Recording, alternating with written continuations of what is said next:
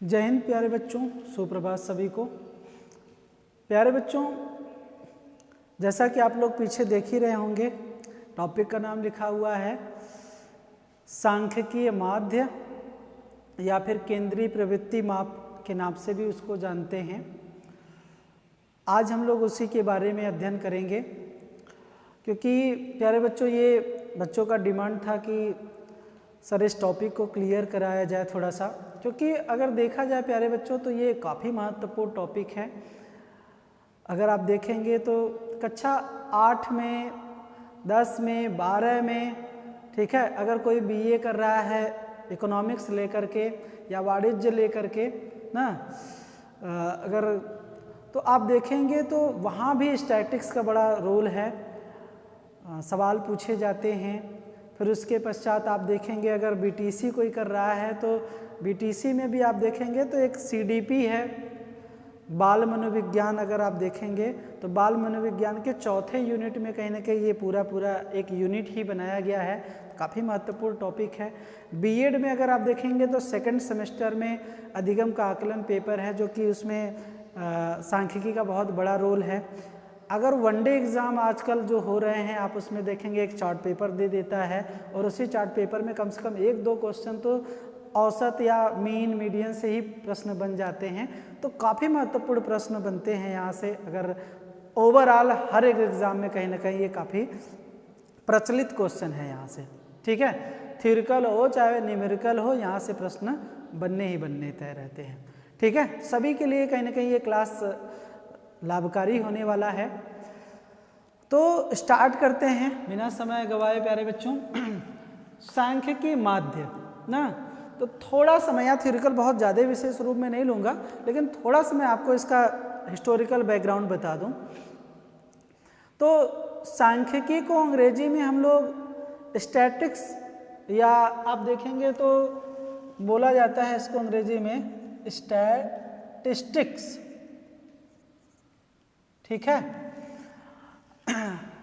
और इस शब्द को अगर देखेंगे तो विभिन्न लोगों ने विभिन्न आधार पर बताने का प्रयास किया हुआ है, क्योंकि कुछ विद्वानों का मानना है कि जो स्टैटिस्टिक शब्द है वो लैटिन भाषा के स्टेटस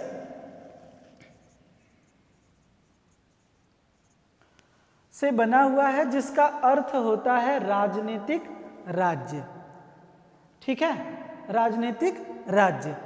कुछ विद्वानों का मानना है कि ये सिर्फ और सिर्फ क्या स्टैटिक, अगर इसी में ये हटा दिया जाए, ठीक है, और के जुड़ जाए तो इस शब्द से मिलकर के बना हुआ है, जिसका अर्थ होता है राजनीतिक राज्य। एक शब्द और है जिसको लोगों ने बताया हुआ है और उसका अर्थ स्वतंत्र राज्य से लगाया गया है, जो कि कहा जाता है कि वो फ्रेंच भाषा से है। तो किसी ने क्या कहा, लैटिन भाषा है, किसी ने कहा जर्मन भाषा है, तो किसी ने कहा फ्रेंच भाषा है। लेकिन सबका अगर निचोड़ आप देखते हैं तो सबका क्या निकल के आता है कि इसका अर्थ होता है राजनीतिक राज्य या फिर स्वतंत्र राज्य, ठीक है। यही आशय निकल करके सामने आता है। अब इसका सामान्य सा अर्थ क्या है ये समझते हैं। तो प्यारे बच्चों, प्राचीन काल में जो राज्य को चलाने वाला रहता था वो राजा होता था, और राजा जो है अपने राज्य को चलाने के लिए विभिन्न भागों में उसको विभाजित किया हुआ था। जैसे आप देखे होंगे कि सेना को संभालने के लिए मंत्री रखा हुआ था, इसीलिए धन संपदा और आप देखेंगे वस्तु या खाद्य पदार्थ को देखने के लिए एक कोषागार रखा जाता था। सबका अगर देखा जाए, अगर मैं कोषागार की बात करूं तो वो समय समय पर अवगत कराता था कि आपके राज्य में सोने के चांदी के सिक्के या फिर जवाहरात कितनी मात्रा में है, अन्य कितना राज्य में है, ताकि अगर आपदा विपदा पड़े तो राज्य के नागरिकों को हम वो सेवा दे पाए। तो उसका पूरा का पूरा वो लेखा जोखा रखता था। उसी प्रकार के युद्ध परिस्थिति में सेनापति कहीं ना कहीं ये बताते थे, वो भी लेखाकार रखते थे और राजा को ये बताते थे कि कल को युद्ध को लड़ने के लिए कितने सैनिक तैयार हैं, कितने घायल हैं, कितने लोगों की मृत्यु हो गई। ये पूरा का पूरा जो है गणना जो जटिल होता था, इसका लेखाकार कहीं ना कहीं पूरा विवरण रखता था, तभी सही ढंग से राज्य चल पाता था। तो ये शब्द वहीं से आया है, ठीक है, और उस समय में इसका यूज किया जाता था। अब प्यारे बच्चों समझते हैं, तो सांख्यिकी शब्द को आप लोग समझ गए होंगे कहाँ से आया है, कैसे इसका प्रयोग किया गया। अब देखिए, अब यहाँ पर हम लोग बात करते हैं प्रकार की। तो अधिकांशतः आप देखेंगे तो बच्चे से अगर पूछा जाता है कि सांख्यिकी के केंद्रीय प्रवृत्ति के कितने प्रकार होते हैं, तो वो कह देता है 3 प्रकार होते हैं, बता देगा मीन, मीडियन, मोड। तो ये ध्यान रखिएगा प्यारे बच्चों, 3 प्रकार नहीं होते हैं, बल्कि मुख्यतः 2 प्रकार होते हैं। एक आपका होता है गणितीय माध्य और दूसरा होता है स्थानिक माध्य। यही 2 आप ध्यान रखेंगे, क्योंकि अधिकांशतः गलतियां होती हैं। आप हमेशा मीन या मीडियन मोड को ही जानते हैं, तो इसलिए आप बता देते हैं कि सांख्यिकी के माध्य के 3 प्रकार होते हैं। तो 3 नहीं बल्कि 2 होते हैं। एक तो होता है गणितीय माध्य और दूसरा स्थानिक माध्य। ठीक, तो अब गणितीय माध्य क्या होता है इसको समझते हैं सबसे पहले, फिर आएंगे हम लोग प्रकार पे। तो ऐसे मूल्य या आंकड़े होते हैं जिनको किसी श्रेणी के परिकलन के पश्चात प्राप्त किया जाता है। अब कहेंगे कि सर परिकलन क्या होता है, ये भी तो परिकलन का अर्थ होता है जटिल गणना, या फिर इसको बोलते हैं कठिन हिसाब लगाना। दोनों शब्द प्रयोग किया जाता है। ठीक, तो परिकलन। अब ऐसे मूल्य जो या आंकड़े जो प्राप्त करने के लिए हमें कठिन हिसाब किताब लगाना हो ना, तो उसी को हम क्या कहेंगे, गणितीय माध्य कहेंगे। तो ये कठिन हिसाब किताब लगाने के पश्चात ही प्राप्त किए जाते हैं। अब ये मुख्यतः 3 प्रकार के होते हैं। कौन कौन से? एक तो होता है आपका समांतर माध्य, जिसको अंग्रेजी में अर्थमेटिक मीन कहते हैं, और शॉर्टकट में हम लोग क्या कहते हैं, मीन कहते हैं, या फिर इसको एक और नाम बुलाया जाता है मध्यमान।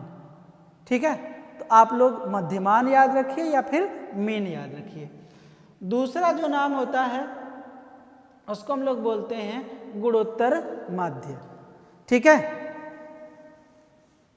क्या होता है, गुणोत्तर माध्य, जिसको हम लोग ज्योमेट्रिक मीन कहते हैं या जियोमेट्रिक मीन के नाम से जानते हैं। और उसके पश्चात तीसरा जो होता है वो उसको हम लोग बोलते हैं हरात्मक माध्य, जिसको हार्मोनिक मीन बोला जाता है। ठीक है, तो ये हार्मोनिक मीन हो गया और ये अर्थमेटिक मीन हो गया। तो ये मुख्यतः 3 प्रकार के होते हैं। अब प्यारे बच्चों, अगर आप देखेंगे तो यूजी में अगर पढ़ाया जाता है तो ये तीनों पढ़ाया जाता है, लेकिन बीएड और बीटीसी के बच्चों को सिर्फ सिलेबस में सिर्फ और सिर्फ क्या पढ़ाया जाता है, समांतर माध्य यहाँ से पढ़ना होता है। ठीक है, तो हम लोग तीनों की चर्चा करेंगे और जो सबसे महत्वपूर्ण है उस पर विशेष रूप से चर्चा करेंगे। तो ये समझ में आया, तो ये 3 प्रकार के होते हैं। तो एक एक स्टेप लेंगे। अब उसके पश्चात हम लोग आते हैं दूसरे जो प्रकार है स्थानिक माध्य। तो स्थानिक माध्य क्या होता है, तो ऐसे मूल्य होते हैं जो श्रेणी में मध्यमान की स्थिति को अंकित करते हैं। मध्यमान मतलब यहाँ पर औसत से है कि औसत की स्थिति को अंकित करते हैं, जिससे आपका पता चलता है कि आप किस स्थान पर हैं। तो उसको हम क्या बोलेंगे, स्थानिक माध्य। नाम से ही पता चला स्थानिक माध्य। अब जैसे क्लास में 20 बच्चे हैं तो 20 बच्चों का कौन सा स्थान है, तो कोई पहला रैंक का होगा, कोई दूसरे रैंक का होगा, कोई तीसरे का होगा, कोई 19वां होगा तो कोई 20वां होगा। ठीक है, तो इससे इसी से पता चलता है। अब ये मुख्यतः दो प्रकार के होते हैं। कौन कौन से? एक तो होता है मध्यांक, जिसको हम लोग अंग्रेजी में मीडियन बोलते हैं, या एक और नाम से इसको पुकारा जाता है, इसको हम लोग बोल देते हैं माध्यिका। मध्यांक को और किस नाम से जाना जाता है? माध्यिका। अंग्रेजी में इसको मीडियन बोलते हैं। ठीक, दूसरा जो प्रकार है प्यारे बच्चों, इसको हम लोग बोलते हैं बहुलक, और हिंदी में एक और नाम इसका ज़्यादा प्रचलित है बहुलांक, और अंग्रेजी में हम लोग बोलते हैं इसको मोड। ठीक है, तो यही है प्यारे बच्चों जिसमें आप लोगों को पढ़ना है। तो आगे बढ़ने से पहले आप लोग इसको नोट कर लें, फिर हम लोग चर्चा करेंगे सबसे पहले समांतर माध्यिका। इसको नोट कर लें, फिर आगे बढ़ेंगे। चलिए प्यारे बच्चों, जैसा कि मैंने बताया आप लोगों को कि अब एक एक जो प्रकार है, जैसे गणितीय माध्य के अंतर्गत जो पहला प्रकार है मध्यमान, हम लोग अब उसकी चर्चा करेंगे। तो थोड़ा सा सवाल पे आने से पहले आप लोगों को थ्योरिकल मैं बातें बता देता हूँ, समझा देता हूँ, जिसको अगर थ्योरिकल पॉइंट से भी कभी प्रश्न बनते हैं, बहुत सारे बनते हैं, तो आप उसका उत्तर आसानी से दे पाएँ। ठीक है, तो क्या होता है मध्यमान? मध्यमान केंद्रीय प्रवृत्ति की सबसे सरल माप होती है। ठीक है, केंद्रीय प्रवृत्ति का जो है वो सबसे सरल माप होती है। मध्यमान को अंकगणितीय औसत भी कहा जाता है। मध्यमान क्या होता है? अंकगणितीय औसत होता है। ठीक, अब जैसे मध्यमान ज्ञात करने के लिए समूह के सभी आंकड़ों को जोड़ करके, मतलब जितना समूह है किसी भी डाटा का या संकलन का या फिर आंकड़ों का, तो उन समूह का क्या करिए, आंकड़ों को जोड़ दीजिए। ठीक है, जोड़ करके समूह के आंकड़ों की जो संख्या होती है, उसी संख्या से जो भाग देने पर प्राप्त होता है, उसी को मध्यमान बोलते हैं। तो मध्यमान की क्या होती है? प्राप्ति होती है। तो मान लीजिए कि मान लीजिए किसी गणित का परीक्षण किया गया। अब गणित के परीक्षण में 8 बच्चों ने विभिन्न प्रकार का प्राप्तांक प्राप्त किया। तो 8 बच्चों का जो प्राप्तांक होगा, अब उन प्राप्तांकों को क्या करें? जोड़ दें। 8 बच्चों का क्या एक समूह है, तो समूह के बच्चों का क्या करें? हम जो प्राप्तांक पाए हैं उसको जोड़ दें। जोड़ देने के पश्चात जो प्राप्तांक, जो समूहों की संख्या है, मतलब कितनी संख्या? 8 है, तो संख्या से क्या कर दें? भाग दे दें। भाग देने पर जो प्राप्त होगा उसी को हम क्या कहेंगे? मध्यमान कहेंगे। ठीक है, वही कह रहा है। तो मैं अभी तो आप ऐसे ओरली जान लीजिए, लेकिन आपको फार्मूले की सहायता से ही क्या करेंगे? परिभाषा बता देंगे जो आप आसानी से निकाल सकते हैं। कभी भी अगर भूल गए ऐसी परिभाषा ना, तो आप उस फार्मूले को अगर याद है तो फार्मूले की सहायता से भी आप परिभाषा बना सकते हैं। ठीक, तो पहले परिभाषा देख लीजिए। तो मूल्यों या प्राप्तांकों के समूह को प्राप्तांकों की संख्या से भाग देना ही क्या कहलाता है? अंकगणितीय मध्यमान कहलाता है। जैसा अभी मैंने बताया ना कि जो प्राप्तांकों का समूह है, ठीक, तो मान लीजिए समूह किसी क्लास का ले सकते हैं, किसी क्रिकेट के खिलाड़ियों का ले सकते हैं। तो क्रिकेट के खिलाड़ी मान लीजिए एक समूह है, जिसमें एक समूह जो बैटिंग कर रहा है, तो उसमें 11 प्लेयर हैं। तो 11 प्लेयरों ने जब क्रिकेट खेला तो उनका कुछ ना कुछ एक स्कोर आया। ठीक, तो जो प्राप्तांक है उनका प्राप्तांक कहलाएगा क्रिकेट का स्कोर का। किसी ने 0 बनाया, तो किसी ने 20 रन बनाया, तो किसी ने 50 रन बनाया, तो किसी ने मान लीजिए 45 रन बनाया, किसी ने कुछ बनाया। तो 11 खिलाड़ियों ने कुछ कुछ स्कोर बनाया क्योंकि सभी ने खेला है। तो अब उन्हीं की संख्या में क्या किए? प्राप्तांकों में, क्योंकि प्राप्तांक है, अब उसी से संख्या से क्या कर रहे हैं? भाग दे रहे हैं। मतलब 11 जो खिलाड़ी हैं उनके प्राप्तांकों में अगर भाग दे देंगे, जो प्राप्त होगा उसी को क्या कहेंगे? गणितीय मध्यमान कहलाता है। इतनी बात समझ में आसान है, बहुत ज़्यादा कठिन नहीं है। ठीक, अब इसकी विशेषता देख लेते हैं। ठीक है, अगर परिभाषा इससे भी निकालना चाहें, जैसे मान लीजिए इसका एक फार्मूला है, वो होता है m बराबर समेसन x अपॉन n। ठीक, तो इससे भी आप फार्मूला निकाल सकते हैं। आगे बताएंगे फार्मूले पे जब हम लोग चर्चा करेंगे। तो पहले विशेषता क्या है ये समझ लेते हैं, फिर हम लोग जब फार्मूले पे आएंगे तो उसका बता देंगे परिभाषा ऐसे कैसे निकलता है। तो पहला है प्यारे बच्चों, यह केंद्रीय प्रवृत्ति का सबसे शुद्ध मान होता है। ये देखिए केंद्रीय प्रवृत्ति में जितने भी आप लोगों ने 5 नाम सुने, जिसमें समांतर माध्य, हरात्मक माध्य, गुणोत्तर माध्य, मध्यांक, माध्यिका, तो उनमें से सबसे शुद्ध मान किससे प्राप्त होता है? वो मध्यमान से प्राप्त होता है। ठीक है, इसमें प्योरिटी ज़्यादा होती है। यह मध्यांक तथा बहुलक से ज़्यादा विश्वसनीय होता है। ठीक है, ये मध्यांक और बहुलक से भी क्या होता है? ज़्यादा विश्वसनीय होता है। इसके जो मान आते हैं वो मध्यांक और बहुलांक की अपेक्षा ज़्यादा अच्छे होते हैं, ज़्यादा प्योर होते हैं, इसकी विश्वसनीयता बनी रहती है। अब विश्वसनीयता क्या होता है? जैसे मान लीजिए किसी का परीक्षण, गणित का एक परीक्षण लिया गया, ठीक, तो परीक्षण लेने के पश्चात कोई एक बच्चा मान लीजिए 50 नंबर में वो 40 नंबर पाया। ठीक है, तो वही परीक्षण फिर 1 सप्ताह पश्चात या 20 सप्ताह पश्चात फिर से दोबारा लिया गया और वो बच्चा फिर से क्या पाए? 40 ही नंबर पाए। इसका मतलब ये है कि वो जो परीक्षण है वो उसके लिए विश्वसनीय है। ठीक है, वो वही नंबर क्या करे, या उसके इर्द गिर्द जब नंबर पाता है तो वो क्या कहलाता है? विश्वसनीय कहलाता है। ठीक है, तो इसका मतलब ये है कि इसकी अपेक्षा, मध्यांक और बहुलांक की अपेक्षा वो क्या होता है? मध्यमान ज़्यादा विश्वसनीय होता है। इसमें आप देखेंगे तो इसके और इसके आंकड़ों में परिवर्तन हो सकता है, मान में परिवर्तन हो सकता है, लेकिन मध्यांक में परिवर्तन नहीं होगा। इतना शुद्ध होता है, इतना विश्वसनीय होता है, ये ध्यान रखिएगा। अगर परिवर्तन हो रहा है इसका मतलब सवाल लगाने में या औसत ज्ञात करने में कहीं ना कहीं त्रुटि हुई है। तो इसलिए फिर से रीचेक करिए। इसका मतलब ये क्या होता है? विश्वसनीय होता है। बात समझ में आया? मतलब अगर हम कहें 2 × 2 कितना आता है? 4 आता है, आएगा ही आएगा। अगर 5 लिख रहा है इसका मतलब गुणा करने में गलती है, ये विश्वसनीय है। 2 का गुणा 2 में करेंगे तो 4 ही आएगा, 8 नहीं आ जाएगा, 6 नहीं आएगा, ये विश्वसनीय है। ठीक बात? तो इनके और इनके मान की अपेक्षा मध्यमान क्या होता है? विश्वसनीय होता है। मध्यांक प्राप्तांकों का औसत मान होता है। मध्यांक का प्राप्तांकों का क्या होता है? औसत मध्यमान होता है। ठीक है, अब कैसे होता है? जैसे अगर मान लीजिए, अच्छा सवाल में बता देंगे आप लोगों को। ठीक है, यहाँ पर सवाल में इस पॉइंट को हम रख करके बता देंगे आप लोगों को।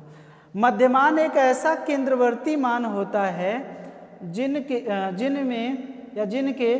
दोनों ओर का गुरुत्वीय मान विचलन समान होता है।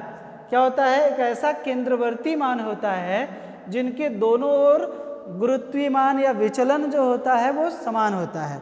थोड़ा सा इसको समझ लीजिए तो हो सकता है इसको भी उसी में समझा दें। बाकी हम साफ कर दे रहे हैं, थोड़ा सा इसको समझाने के लिए आप इसको नोट कर लीजिए। ठीक, बाकी मैं इस पॉइंट को समझाने के लिए एक चित्र बना रहा हूँ, उसी की सहायता समझाऊंगा थोड़ा सा। कि कह रहा है कि केंद्रवर्ती मान जो होता है उसके दोनों ओर गुरुत्वीय मान विचलन समान होते हैं। विचलन का मतलब होता है फैलाव, जो संख्याओं का फैलाव होता है वो दोनों तरफ क्या होता है? समान होता है। कैसे होता है वो बताने के लिए एक डायग्राम का सहायता लेते हैं। मान लीजिए कोई रेखा है, ठीक, जिसको हम लोग बोलते हैं, इस रेखा पे एक चित्र बनाया इस घंटे की आकृति का, ठीक है, जिसको हम लोग बोलते हैं NPC, नॉर्मल प्रोबेबिलिटी कर्व, सामान्य प्रायिकता वक्र भी बोलते हैं। अब देखिए ये बीच में जो होता है प्यारे बच्चों, ये मीन होता है, औसत होता है। ठीक है, तो इस औसत से 50% जो मान होंगे इधर होंगे और जो 50% मान होंगे वो इधर होंगे। मतलब मध्य बिंदु से 50% मान इधर और 50% मान इधर, बीच में क्या होगा? मध्य बिंदु होगा। ठीक बात? तो अब यहाँ पे देखिए जैसे मान है तो इस पे जब किया जाता है तो लैम्डा से दर्शाया जाता है। तो मान लीजिए इधर मान हो गया आपका, तो हम लिखेंगे, अब जानते होंगे आप लोग कि जब निर्देशांक में दिया जाता है तो इस रेखा पे जब हम दर्शाते हैं ऐसे, यहाँ पे जब दर्शाते हैं तो पॉजिटिव दोनों क्या होते हैं, प्लस के चिन्ह होते हैं। ठीक है, तो इधर जो होंगे वो मान क्या होंगे, प्लस होंगे। तो प्लस 1 लैम्डा, प्लस 2 लैम्डा और प्लस 3 लैम्डा। ठीक, अब इधर जब आएंगे तो -1 लैम्डा, -2 लैम्डा और -3 लैम्डा। तो इसके जो मान होंगे, ठीक है, इसके जो मान होंगे वो इसके भी मान है, मतलब दोनों क्या है, समान है। समझ में आया? अब देखिए 3 मान इधर है तो 3 मान इधर है, मतलब 50% डाटा इधर रहेगा मध्यमान से, तो 50% डाटा इधर रहता है। अब समझ में आया? जो गुरुत्वीय कह रहा है या कह रहा है ना कि जो मान होते हैं वो समान होते हैं, ठीक बात, तो यही समान होता है। गुरुत्वीय मान या विचलन जो होता है, संख्याओं का जो फैलाव है वो समान रूप से किया जाता है इस रेखा पे। तो 50% डाटा इधर है, समान है, तो 50% डाटा इधर है। ठीक है, समझ में आया प्यारे बच्चों? आई होप आप लोगों को समझ में आ गया हो गया ये विशेषता। अब उसके पश्चात देखिए कि विचलन या विचलन नहीं, मध्यमान की गणना की बात करते हैं। विचलन तो आपको बता ही दिए फैलाव क्या है, तो मध्यमान की गणना। तो प्यारे बच्चों, मध्यमान की जो गणना होती है वो मुख्यतः 2 तरीके से किया जाता है। कितने तरीके से? 2 तरीके से। कौन कौन सा? एक तो तरीका होता है अव्यवस्थित आंकड़ों से मध्यमान ज्ञात करना। अव्यवस्थित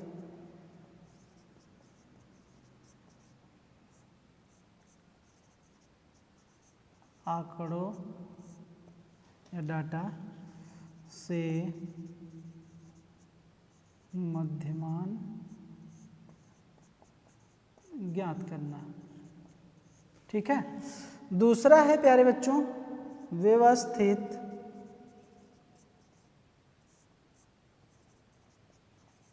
आंकड़ों का मध्यमान ज्ञात करना। ठीक है, मध्यमान से मध्यमान ज्ञात करना। तो गणना करने की मुख्यतः 2 विधियां कौन कौन सी? व्यवस्थित आंकड़ों से मध्यमान ज्ञात करना, जिसमें हम जिसको कहते हैं अनग्रुप डाटा, वो ग्रुपिंग नहीं बना रहेगा, और दूसरा है ग्रुप डाटा जिसमें ग्रुपिंग बनाए रहते हैं व्यवस्थित आंकड़ों से। अब प्यारे बच्चों देखेंगे तो इसके भी 2 तरीके होते हैं। अव्यवस्थित आंकड़ों से मध्यमान ज्ञात करने के भी 2 तरीके। कौन कौन से तरीके? तो एक होता है अवर्गीकृत प्रदत्त, पहला जो होता है अवर्गित प्रदत्त आंकड़े बोल सकते हैं। ठीक है। और दूसरा जो होता है प्यारे बच्चों वो होता है अवर्गित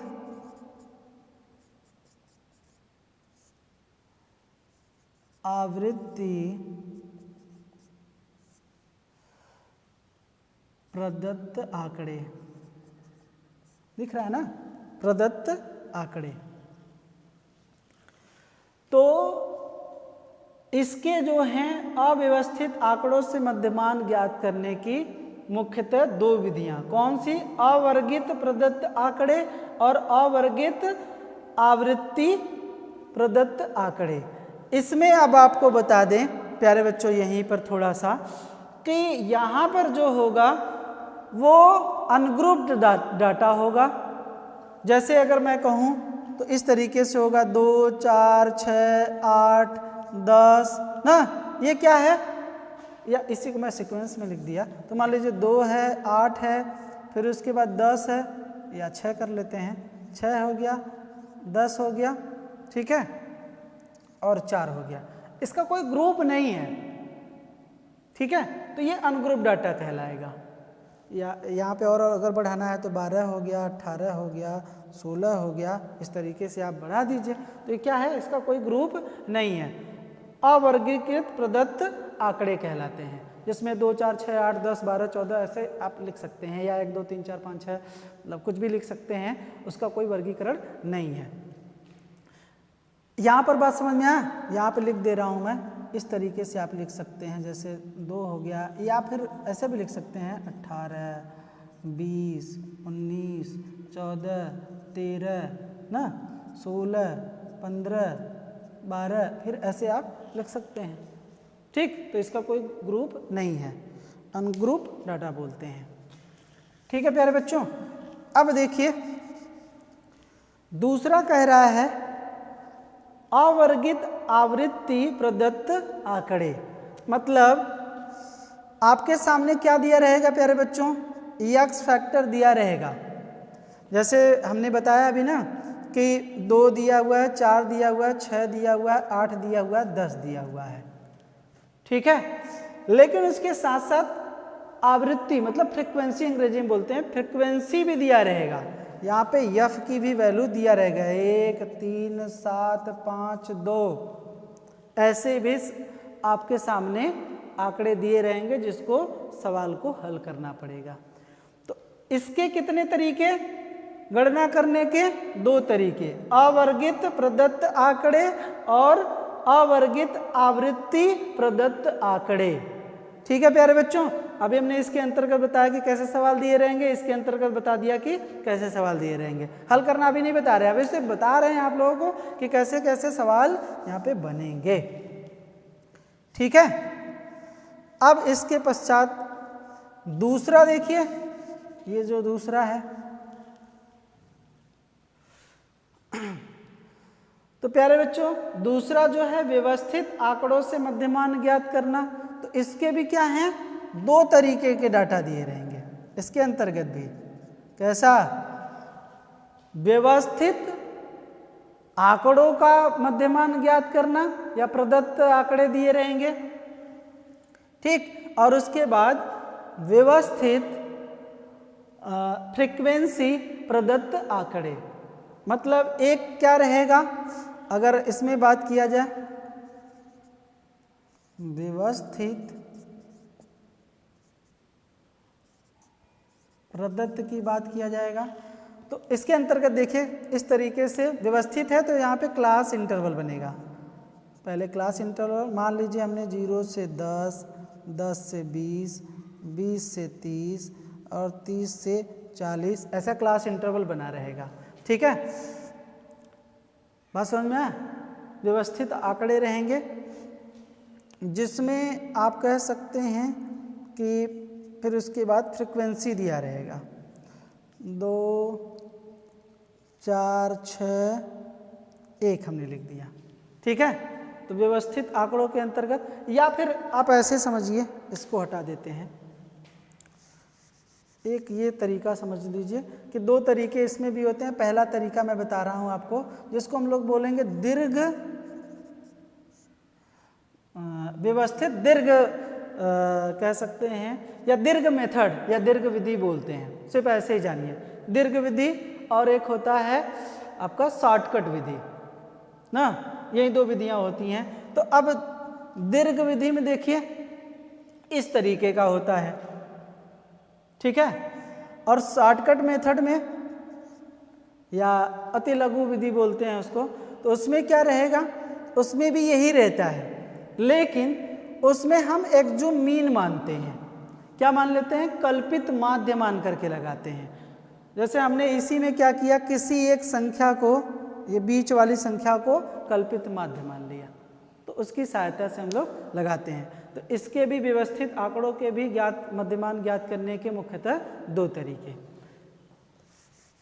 जब आपको सवाल लगाया जाएगा तो वहाँ पर आपको अच्छे तरीके से बताया जाएगा। यहाँ तो आपको बस इतना ही बता रहे हैं कि इसके कितने तरीके होते हैं गणना करने के। तो बात समझ में आया? तो अगर आपसे पूछे कि मध्यमान की गणना करने की कितनी विधियाँ, तो मुख्यतः 2 विधियाँ। कौन कौन सी? ये तो इसके अंतर्गत है ना, तो मुख्यतः 2 ही आप बताएंगे। कौन कौन से? अव्यवस्थित आंकड़ों से मध्यमान ज्ञात करना और व्यवस्थित आंकड़ों से मध्यमान ज्ञात करना। ठीक है प्यारे बच्चों, तो इसको नोट कर लीजिए, फिर हम लोग आगे बढ़ें। नोट करें फटाफट। चलिए प्यारे बच्चों, अब देखिए एकदम आसान तरीके में बताएंगे, समझने का प्रयास करिएगा। हमने जो बताया पहला मध्यमान गणना करने की विधियों में, तो पहला था अव्यवस्थित आंकड़ों का मध्यमान, और उसके अंतर्गत क्या था, अवर्गीकृत पद्धति या आंकड़ों का समूह। तो अब हम वहाँ से पहले स्टेप के अंतर्गत ले रहे हैं। अब जिसका फार्मूला होता है, या फिर कह सकते हैं अगर अव्यवस्थित आंकड़े दिए रहते हैं तो उसको ज्ञात करने के लिए निम्न फार्मूलों का सहायता लेते हैं। फार्मूला कौन सा है, ये है, आपको याद रहना चाहिए प्यारे बच्चों ये फार्मूला, यम बराबर समेसन यक्स अपॉन यन। ठीक है, कहीं कहीं आप देखेंगे तो यम को यक्स बार के रूप में भी दर्शाया जाता है, जिसको हम लोग मध्यमान बोलते हैं। तो यहाँ यम हमने रखा है ताकि आपको समझ में आए, यम मीन्स मध्यमान। तो यम का अर्थ होता है मध्यमान। ये समेसन या सिग्मा जो बोलते हैं, इसका मतलब होता है योग। तो अगर सिग्मा यक्स लग गया तो उपस्थित या समूह में उपस्थित आंकड़ों का योग, मतलब जो भी संख्याएं रहेंगी, आंकड़े रहेंगी, उनको क्या करना है, योग मतलब जोड़ना है। तो कुछ नहीं करना है, जो भी डाटा दिया रहेगा उसको क्या कर लेना है, जोड़ लेना है यहाँ पर सिग्मा यक्स के स्थान पर। अब यन क्या कह रहा है, समूह में उपस्थित आंकड़ों की संख्या। तो जितना भी संख्या दिया है उसको क्या करना है, बस कितनी संख्या दिया हुई वो पता कर लीजिए, सवाल हल हो जाएगा। जैसे एग्जाम्पल के लिए मैंने पहला एग्जाम्पल लिया हुआ है। अब एग्जाम्पल के लिए मान लीजिए कि एक सामान्य ज्ञान की परीक्षा हुई और उस परीक्षा में 8 विद्यार्थी सम्मिलित हुए। अब 8 विद्यार्थियों का जो प्राप्तांक है वो इस प्रकार से हुआ है। तो 8 विद्यार्थियों का जो प्राप्तांक है, मान लीजिए विद्यार्थी 1 है, विद्यार्थी 2 है, विद्यार्थी 3 है, 4 है, 5 है, 6 है ना, 7 है और ये 8 विद्यार्थी है। हमने क्या सवाल में लिखा कि सामान्य ज्ञान की एक परीक्षा हुई जिसमें 8 विद्यार्थी सम्मिलित हुए और 8 विद्यार्थियों को जो प्राप्तांक है वो निम्न प्रकार से हैं। तो क्या है वो 20 है, 23 है, 27 है, 18 है, 17 है, 13 है, 24 है और 22 है। ठीक बात। तो ये कहीं ना कहीं बच्चों का प्राप्तांक प्राप्त हुआ। इतनी बात सबको समझ में आया। तो अब देखिए प्यारे बच्चों, इसमें कुछ नहीं करना है। अब आपको करना है जो फार्मूला कह रहा है, फार्मूला जो चीख चीख के चिल्ला चिल्ला करके आपसे कह रहा है। क्या कह रहा है, समेसन यक्स अपॉन यन, कि हमको भैया जोड़िए, कह रहा योग करने के लिए ना, तो जोड़ दीजिए, अपने से कुछ दिमाग मत लगाइए। जो फार्मूला कह रहा है कि हमको जोड़ दीजिए तो जोड़ दीजिए। अगर ऐसे जोड़ने आता है नॉर्मली तो आप इस तरीके से जोड़ दीजिए, नहीं तो कहीं भी आप सीरियल तरीके से जोड़ दीजिए। तो यहीं पे लिख के जोड़ दीजिए, 20 + 23 + 27 + 18 + 17 + 13 + 24 + 22 बटे फार्मूला क्या कह रहा है आपसे कि अब यन लिखना है तो उपस्थित आंकड़ों की संख्या कितनी, हमने नीचे लिखा हुआ है प्यारे बच्चों 8 ना। तो अब आंकड़ों की संख्या हमने कितना लिखा, 8। अब जोड़ दीजिए, 4 2 6 6 9 9 7 16 16 4। ठीक है। अब उसके पश्चात देख लीजिए, 2 2 4 3 4 5 2 7 7 2 9 9 16। ठीक है। अब क्या आ गया आपका 164 आ गया। अब 164 आ गया प्यारे बच्चों। अब आपको क्या करना है, इसी संख्या से भाग दे देना है। ठीक है। जब भाग देंगे आप तो भाग दे के देख लीजिए, 8 दूना 16। ठीक है, ये कट गया। उसके बाद बचा क्या, 4, भाग जाएगा नहीं। अब उसके बाद 0 बढ़ाएंगे, फिर दशमलव लगाएंगे। अब उसके पश्चात क्या हो गया, ये 40 हो गया। तो 8 5 40। अब यम बराबर जो हमें प्राप्त हुआ प्यारे बच्चों वो है 20.5। तो 20.5 क्या आपका मिल गया, वो आपका मध्यमान मिल गया प्यारे बच्चों। तो इसी तरीके से आपको बहुत सारे डाटा दिए रहेंगे, आपको क्या करना है, हल करना है। ठीक है। जैसे एक और मैं सवाल ले रहा हूं, उसको समझने का प्रयास करिए। मान लीजिए मैं कह रहा हूं कि एक मनोविज्ञान का परीक्षण हुआ और उस परीक्षण में 5 विद्यार्थी सम्मिलित हुए और 5 विद्यार्थियों का एक प्राप्तांक प्राप्त हुआ जो निम्न प्रकार से है। अब उसी प्राप्तांकों से उनका मध्यमान की गणना कीजिए। वो प्राप्तांक क्या है? 6 है, 8 है, 10 है, 12 है और 14 है। ठीक है, ये 5 क्या है? मनोविज्ञान का कोई प्रयोगशाला में परीक्षण किया गया जिसका एक कहीं ना कहीं प्राप्तांक प्राप्त हुआ है। तो यही 5 लोगों का प्राप्तांक है। तो फार्मूला याद रहना चाहिए भाई। क्या याद करेंगे? तो m बराबर सिग्मा x अपॉन n। तो जोड़ दीजिए, जोड़ने के लिए कह रहा है ना। तो 6 + 8 + 10 + 12 + 14 अब बटे कितना? 5। ठीक है, यही है ना। तो अब जोड़ लीजिए, 4 2 6 और 6 6 12 12 8 20 मान लीजिए 2। तो 1 2 3 और 2 आपका पहले का था, कितना हो गया? 50। अब बटे 5 10। तो यम बराबर कितना मिल गया आपको प्यारे बच्चों? यम बराबर 10। यही क्या हो गया? आपका मध्यमान हो गया। है ना आसान? इसमें कुछ नहीं करना है आप लोगों को, बस ये फार्मूला याद रहेगा तो फार्मूला के आधार पर आप सवाल लगा लेंगे। तो अब एक चीज़ आप ध्यान रखिएगा, जो मैंने आप लोगों को विशेषता बता रखा था तो उस समय कह रहे थे ना कि आप लोगों को इसी फार्मूले से क्या करेंगे? परिभाषा निकालना बता देंगे, जिसके आधार पे आप परिभाषा आराम से निकाल सकते हैं। तो देखिए क्या कह रहा है, कैसे आप याद करेंगे परिभाषा? कि दिए गए समूह के आंकड़ों ना, या अब समूह फमूह छोड़िए, बस सीधा से लिखिए कि दिए गए आंकड़ों में आंकड़ों का योग करके और योग में पदों की संख्या से भाग देने पर जो बचता है उसी को हम क्या कहते हैं? मध्यमान कहते हैं, या अंकगणितीय मध्यमान कहते हैं। इतना तो आप लिख ही सकते हैं कि दिए गए आंकड़ों में क्या करते हैं? दिए गए संख्या से जब भाग देंगे तो वही जो भागफल मिलेगा उसको क्या कहेंगे? गणितीय मध्यमान कहेंगे। है ना आसान? तो इसी से आप क्या कर रहे हैं? जोड़ करके जो भाग दे रहे हैं, जो बच रहा है वही हम मध्यमान कह रहे हैं, औसत कह रहे हैं। ठीक है, एक आप पहले इसको नोट कर लीजिए। आप सवाल भी नोट करते चलिए, नहीं तो भूल जाएंगे। नोट कर लीजिए। अब प्यारे बच्चों 1-2 सवाल और देख लेते हैं इसी आधार पर। देखिए जो तीसरा उदाहरण हमने रखा हुआ है उसमें प्यारे बच्चों ये है कि एक मनोविज्ञान का परीक्षण किया गया जिसमें 7 बार प्रयास किए गए और 7 बार प्रयास करने पर कुछ प्राप्तांक प्राप्त हुए जो निम्न प्रकार से दिया हुआ है। अब इन्हीं प्राप्तांकों का क्या करना है? आपको मध्यमान ज्ञात करना है। तो वो प्राप्तांक कौन कौन से हैं? अब कंफ्यूज करने के लिए सिर्फ दिया हुआ है 26.4, 29.5, 21.7 और 22.5, 73.5, 72.25 ऐसा कहीं ना कहीं एक आंकड़ा दे दिया है। अगर आपको दशमलव नहीं अगर जोड़ने आता है ऐसे, तो आप क्या करिए, एक अलग से दशमलव के स्थान पे दशमलव लगा के आप जोड़ लीजिए। नहीं तो फिर अगर ऐसे जोड़ने आता है तो जोड़ दीजिए। 5 2 7 2 9 14, क्योंकि 7 ये भी है 14, और 5 19 19 और 4 23। ठीक है, 3 80 लगा 2।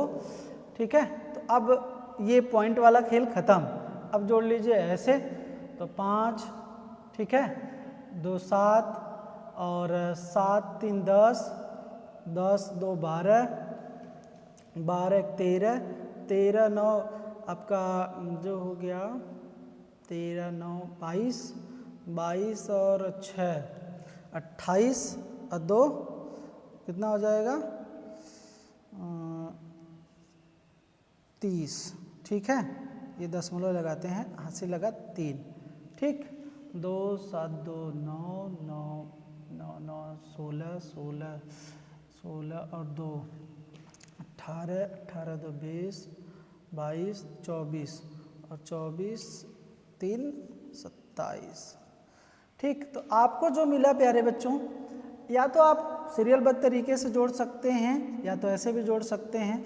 तो क्या मिला? Summation x upon n। ठीक है, तो कितना मिला जोड़ने पर?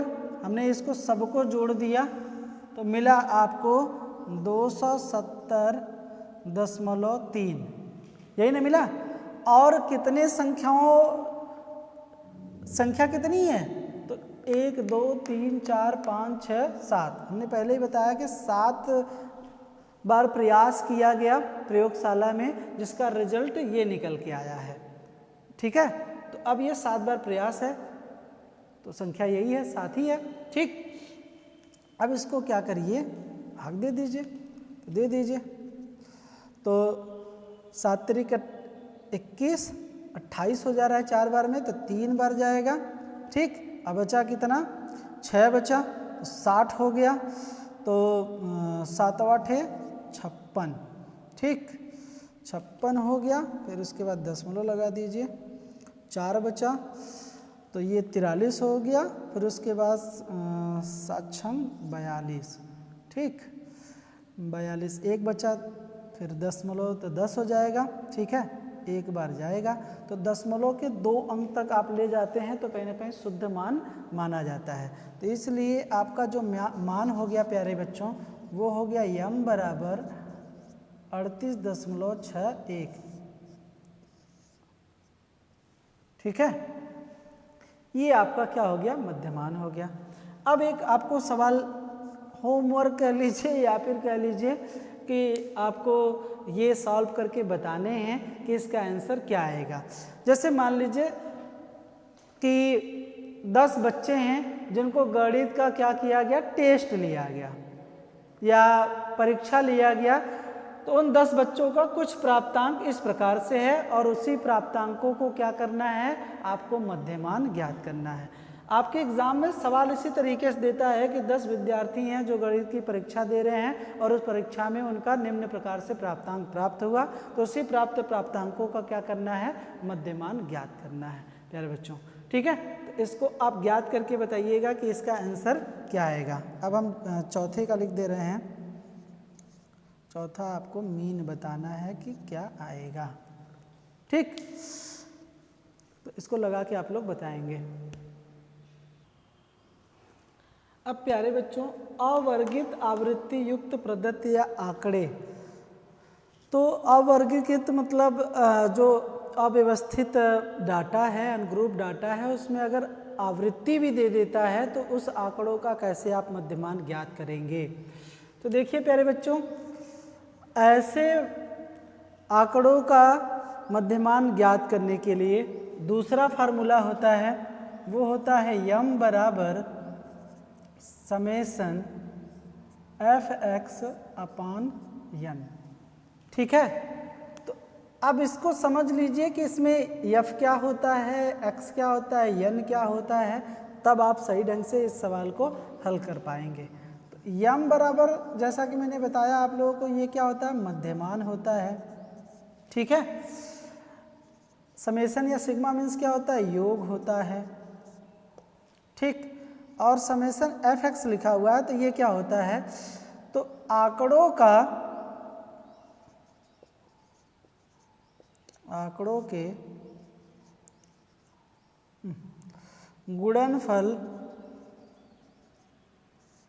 का योग होता है। किसका योग होता है? तो गुणनफल का योग होता है। जो प्रदत्त हैं आंकड़े हैं उनका गुणनफल जो होगा उसी का योग को हम क्या बोलते हैं? सिग्मा f(x) बोलते हैं। ठीक, यन क्या होता है? तो यन जो होता है, जो आवृत्ति का जो योग होता है, जोड़ होता है, उसको बोलते हैं। तो आवृत्ति का योग। ठीक है, समझ में आया? एक बार फिर से बता दे रहे हैं। यम मतलब यहाँ पर मध्यमान है, समेसन मीन्स योग होता है, समेसन f(x) जो होता है आंकड़ों का गुणनफल का योग कहलाता है, और यन जो कहलाता है आवृत्तियों का योग कहलाता है। इसके पहले जो था वो समूहों की संख्या को यन बोलते थे, लेकिन यहाँ पे क्या है? आवृत्तियों का योग होता है। अब प्यारे बच्चों, एक सवाल के माध्यम से समझाते हैं और बताते हैं कि क्या कैसे होता है। ठीक है, तो उसी में फार्मूला आपको समझ में आ जाएगा। जैसे हमने x ले लिया और x में हमने 6 लिया, 8 लिया, 10 लिया, 12 लिया, मान लीजिए 14 ले लिया। अब उसके साथ हम लोग यह भी ले रहे हैं, इसको हिंदी में बोलते हैं आवृत्ति। क्या बोलते हैं? आवृत्ति। ठीक है, तो हमने मान लीजिए 2 ले लिया, 3 ले लिया, 5 ले लिया, 2 ले लिया और 3 ले लिया। ठीक है, तो इसको जब जोड़ेंगे तो क्या मिलेगा? यन मिल जाएगा। फार्मूले में बताया था ना कि इसी का योग क्या कहलाता है? यन कहलाता है। तो मतलब आवृत्तियों का योग यन होगा। तो योग कर दीजिए, 5 5 10 5 15, तो यन बराबर कितना हो जाएगा प्यारे बच्चों? 15 हो जाएगा।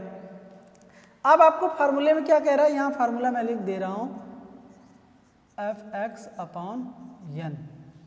ठीक है, तो अब फार्मूला आपसे चीख चीख के चिल्ला चिल्ला के बेचारा कह रहा है कि अब आपको क्या करना है? यफ का यक्स में गुणा करना है, तभी आपको मिलेगा क्या?